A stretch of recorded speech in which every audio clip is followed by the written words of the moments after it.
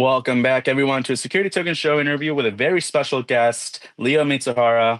We have a very important announcement here, which is that Circle has acquired Hashnote, hence why you might see a different title on Leo there. Leo, how are you? I'm well. It's good to be back. It's good to see you again, Jason. Likewise, thanks for coming on.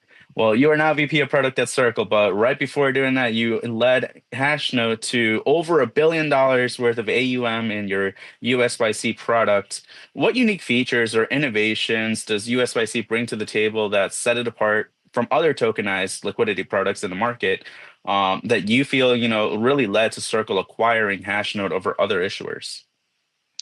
Yeah, I think there are a number of features that made us appealing to Circle and appealing to our users at large as well. We really built USYC as a collateral token first, right? We are a yield-bearing collateral token, which is somewhat different from what some of our competitors might have as just tokenized money market funds. We emphasize the ability to redeem T0 into fiat and instantaneously into USDC. And there are obvious synergies between what we're doing there in our instant redemption and what we could do as part of Circle to make that even more powerful. And I think those usability features, the fact that we are such a nimble and easy to use collateral token, is what allowed us to grow to the size that we did. Yeah, that makes sense to me. I think utility is really the key term here, right? We're adding, anyone can tokenize any asset, but really adding the next layer in terms of interoperability and whatnot. I think that's something that you guys have done very well. Hence, to your point, the growth of USYC that we've seen. Now, with that in mind, stable coins and liquidity products like USYC have grown rapidly in the tokenization space, especially throughout 2024. What do you see as the biggest challenges in further scaling, tokenized money market funds globally and the like? Especially in regions with varying regulatory frameworks. Yeah, the regulatory frameworks is another reason why I think we were a good fit for Circle. We were also very regulatory first, and I think Circle is also a firm that has always prioritized being a regulatory first company.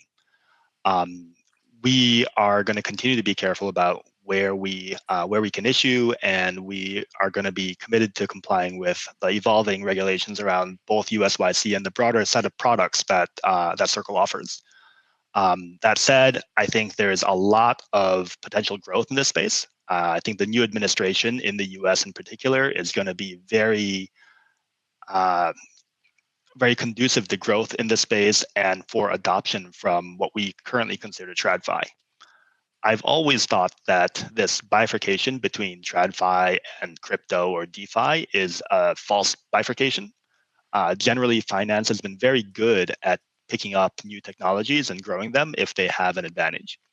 And I think blockchain technology and crypto products have a significant advantage to some of the traditional products.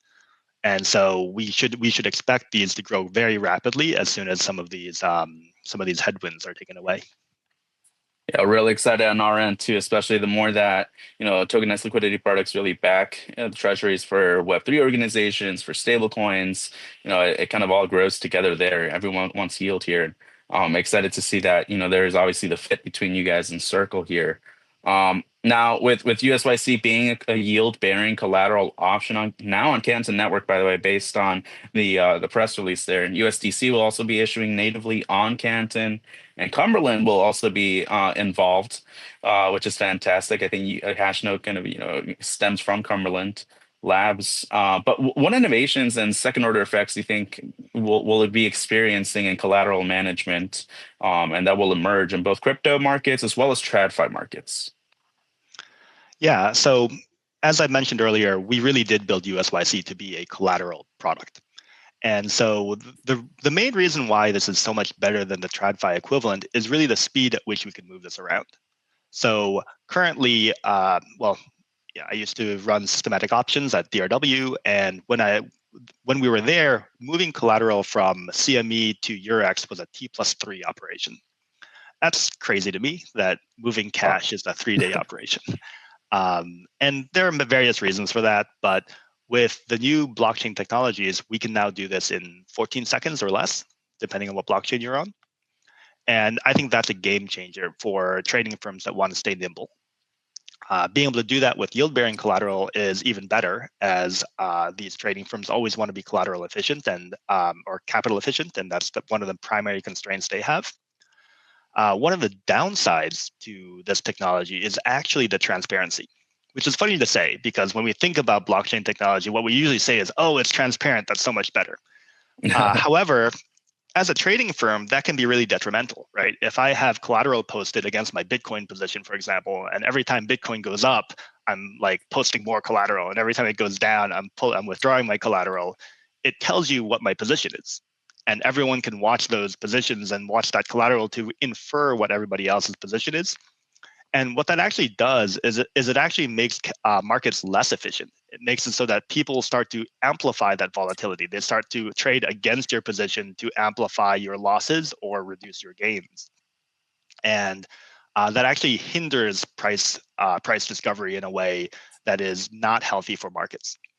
So we think the innovations on the Canton Network are super important because the Canton Network allows us to have all the benefits of blockchain technology, including the speed and this ability to have secure transactions, trustless transactions, but at the same time, maintaining that privacy.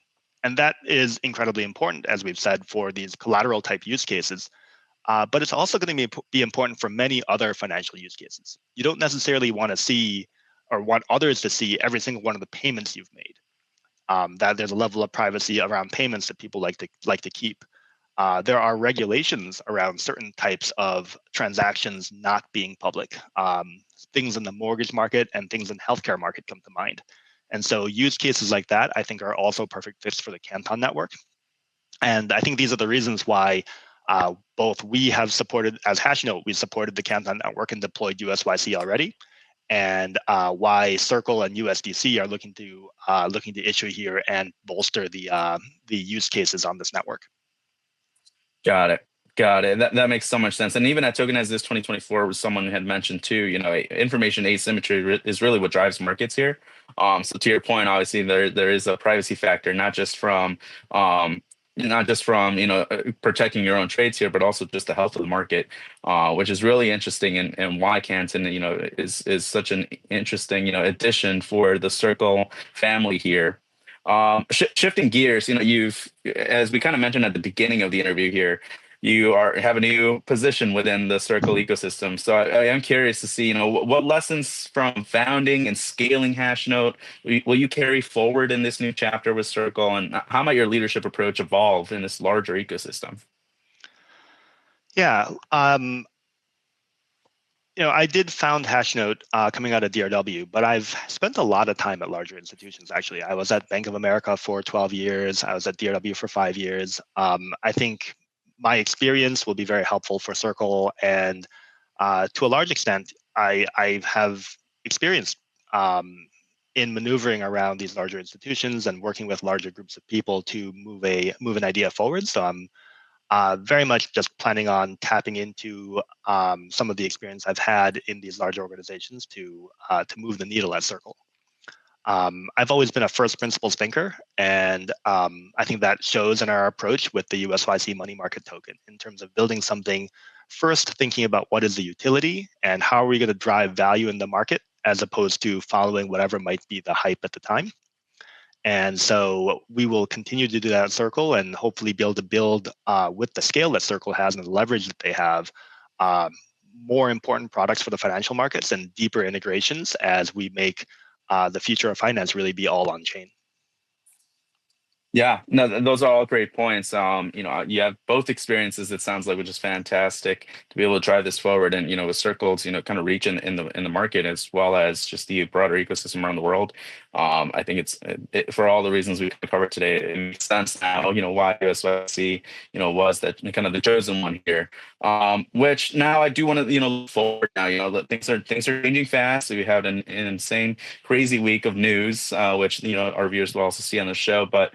The RWA market cap is currently around $50 billion, excluding stablecoins, around 260 billion, including them. Where do you predict will end 2025?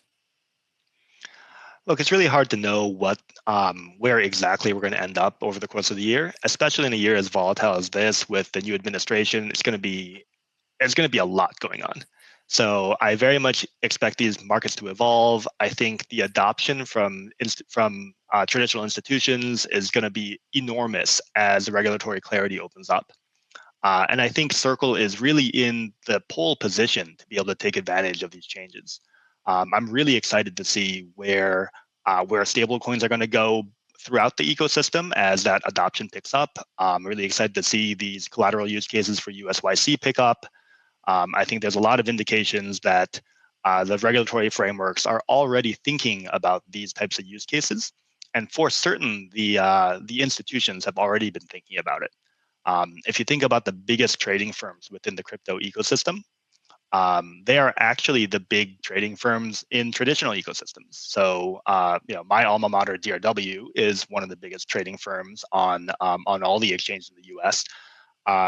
The other players you see, like Jump, Susquehanna, Jane Street, they're all big traditional institutions who already see the benefits of blockchain technology. And I think they're going to be pushing hard to take products like ours that have worked well for them in this space and move it into traditional space as well. So I think that what we've seen so far is going to get dwarfed by what we're going to see over the upcoming years.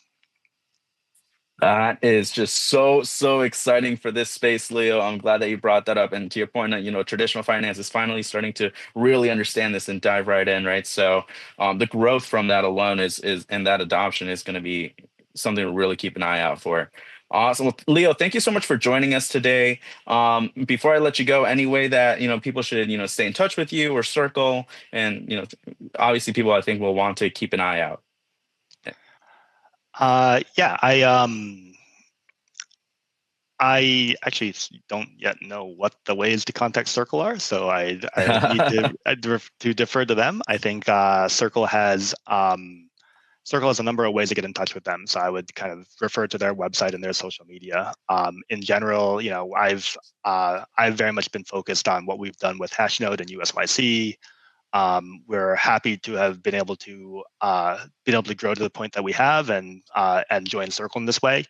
We're excited with all the growth we've had globally. I think we've been careful not to offer this to U.S. investors and customers, and are excited about the changes that are going to come as we start to offer it out of Bermuda and out of Circle. So, yeah. Fantastic. Well, everyone, keep an eye out for Circle. Make sure you follow them on socials, as well as Leo and the team on, socials as well. And, obviously keep an eye out on their website for future announcements. But with that, Leo, thank you once again for joining us. We'll be shifting over to the next session of the show.